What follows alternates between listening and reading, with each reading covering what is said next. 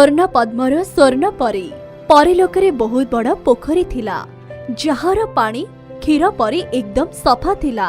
सेथिरे भिन्न भिन्न प्रकारर माछ माने रहुथिले। सेही ह्रदर अद्भुत दृश्य सेतेबेले हुए जेतेबेले पूर्णिमा राति रे सेथिरे स्वर्ण पद्म फुटे और स्वर्ण परी सेही पद्म भितर बाहर को आसी गोटे सोनार डंगारे बसी नौका यात्रा करुथिले। सबु परी माने सेही अद्भुत दृश्य को देखिबा पई पोखरी कूଳରେ जमा होई जांती। स्वर्ण परी नौका विहार परे ह्रद कूळ को आसी सारिथिले। गोटे दिन ओ विधाता मते इत्ते सौंदर्य देइछंती किंतु जह्नर आलोकरे मो सुंदर देखा जाउछि। अन्य परिमानंकु तो एह जणा नहीं कि जेतेबेले आकाशरे जह्न रहेनी तो मोर सौंदर्य भी फीका पड़ी जाए और अमावास्या राति पर्यंत मो बहुत असुंदर हो जाए कि निज मुह भी मु देखि पारेनी। एह भावे कि स्वर्ण परीर मुहटी उदास होई जाए। एकोटिया देखिकी कौन हेछि स्वर्ण परी आज आपणकर मुह एते सुखी काहेकि जाइछि? आपण ठीक तो अछंती ना? स्वर्ण परीर केजानी कौन हेला से रानी परींक कोଳରେ मुंड रखिकी भो भो होई कांदिबाको लागिले। स्वर्ण तमर तो किछि भी कमी नाही, एमिति तो किछि तो गोटे कथा अछि जहा आपणको बहुत व्यथित करूछि। रानी परी आपण तम विषय किछि भी जानि नाहंती। जे पर्यंत आपण मते कहिबेनी से पर्यंत मते केमिति जणा पड़िबो कि आपण काहेकि एते दुखी अछंती? स्वर्ण परी निज मनर कथा रानी परींको कहिदेला। ओ ए कथा तो मते जणा नहीं, एहाको दूर करिबा पई गोटिए ही उपाय अछि। रानी परी जल्दी कहंतु मु केते दिन हेबो ए नियारे चलुछि। इति पई आपणको पृथ्वी पृष्ठ को जाई किछि वर्ष बितेबाको पड़िबो। सेठारे थिबा ह्रदरे रहुथिबा जीव ओ गछ मानकरे रहुथिबा पक्षी मानकर सेवा करिबाको पड़िबो। रानी परी एते कठोर दंड? हां स्वर्ण, जेतेबेले 15 जीव तम सेवा ओ साहाय्य खुशी होई तमको हृदयर आशीर्वाद देबे सेतेबेले जाई तमको ए सौंदर्य स्थायी भाबे मिलि पारिबो। किंतु ए दंड काहेकि मिलिछि रानी परी इहा तो मो भी जानिनी। किंतु एबे जदि तमे पृथ्वी पृष्ठ को जीवा पई प्रस्तुत रहि जिवो ताहाले मते कहिदब, स्थान और समय मो तमको कहिदेबी। परी रानी मु एबे सौंदर्यर आनंद तो उठाए, जेमिति ही अंधार पक्ष आरंभ हेबो सेतेबेले भाबे कि कहिदेबी।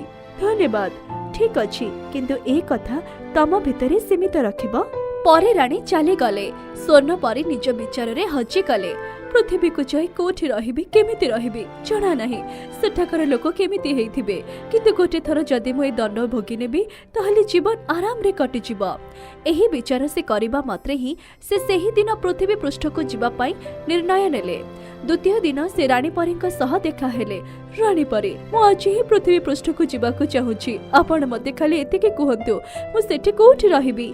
ओह स्वर्ण, तमको उड़ाण खटुली छाड़ी के आसी जीव, तमर जेतेबेले इच्छा हबो तमे सेतेबेले आसी परिबो। तमको गोटे ऋषिंकर आश्रम रे रहिबाको पड़िबो। ठीक अछि रानी परी, मते जीवाको पड़िबो। रानी परी तत्काल गोटे उड़ाण खटुली मगेइले और स्वर्ण परी सेथिरे बसिके उड़िके पृथ्वी पृष्ठर गोटे आश्रम को गले। प्रणाम ऋषिवर। आस स्वर्ण परी, पृथ्वी लोकरे तमर स्वागत। तमे एठी जेते दिन चाहिबो सेते दिन रहि परिबो, किंतु तमको एठी गोटे साधारण मनीषर जीवन बिताइबाको पड़िबो। महात्मा आज्ञा, आपण जेमिति कहिबे मु सेमिति ही करिबी। स्वर्ण परी आश्रमर कोडियारे रहिबाको लागिले। पाखरे गोटे नदी बहुथिला, आख पाखरे जंगल थिला, जेउठी भिन्न भिन्न प्रकारर सुंदर पक्षी थिले। स्वर्ण परी को आश्रम बहुत भल लागिला। सकाळु सकाळु नदी रे स्नान करिबाको जांती तो बहुत सारा माछ तांको आख पाखको आसी जांती। गोटे दिन स्वर्ण परी तमको एठी देखि बहुत भल लागिला। तमे मते केमिति जानिछ? लंबा कहानी अटे, तमे सुनिबो कि?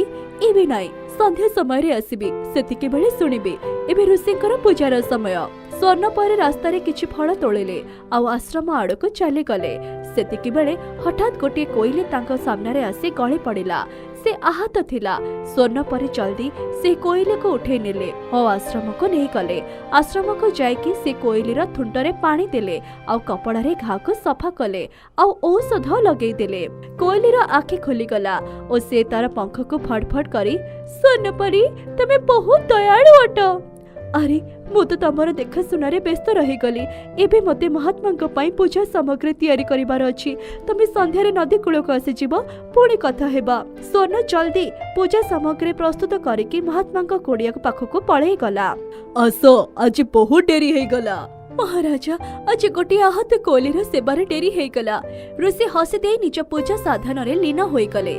जेतेबेले से बाहर को आसिले सेतेबेले तांको दृष्टि गोटे उंचा बबलू गछ उपरे चढ़ुथिबा कला नाग उपरे पड़िला। अरे ए कला नाग तो बाई चढ़ेर बसा आड़ को जाउछि। एमिति न हो कि बाई चढ़े आ तो छुआ को क्षति न पहुंचाओ। से जल्दी गोटे बाड़ी उठेला और नाग ऊपर को जेमिति ही प्रहार करने को चाहिला से नागटी तले पड़ी जाई बुदा भितर लुचि गला। सेही समय रे आश्रम रे थिबा द्वितीय ऋषि अरे अरे ए तमे कोन करबा को चाउथिलो?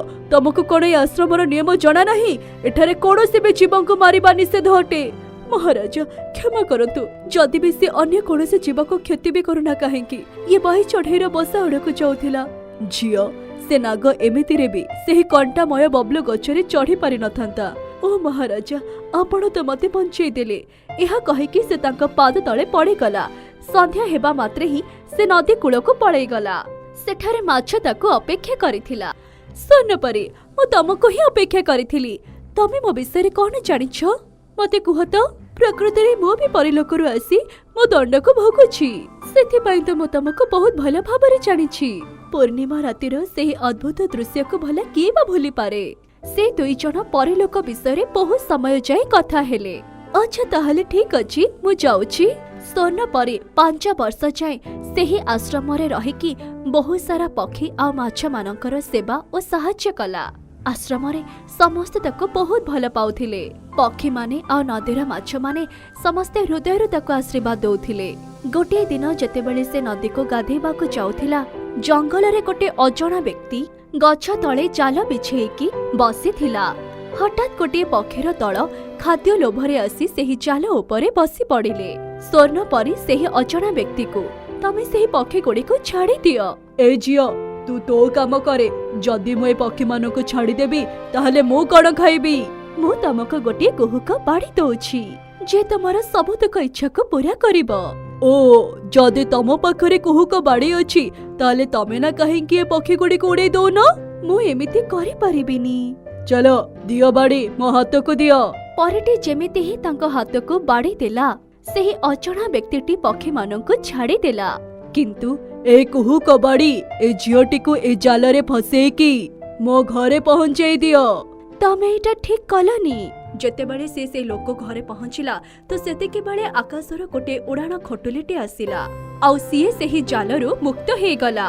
एबे से परे रूपरे आसी सारिथिला। परे रानी उड़ाण खटुलीरू ओल्हे पड़िले। स्वर्ण परी आज तुमको से पक्षी माने हृदयरू एते आशीर्वाद देले कि तुमरा दंड पूरा हे गला। आस उड़ाण खटुली उपरे बसी पड़। परिमा मु तो आज बहुत खुशी अछि किंतु एहा पूर्वरु थरे मु आश्रम जाइकी महात्मा आज्ञा को देखा करबा को चाहूछि। ठीक अछि। आश्रम को जाइकी समस्तक ठारू विदा नेले और नदी कूल को गले। माछ माछ जल्दी बाहर को आस। ओ स्वर्ण परी तमे जाओ छ मते जणा नाही मु एठी केते दिन जाय रहिबी। ओ तमे चांदिनी परी ना तमरे भी दंड आज समाप्त हे जाउछि। रानी परी एतेकी कहिबा मात्रे ही माछटे निजर प्रकृत रूप को आसी गला। सबु परी माने आकाश को उड़ी गले।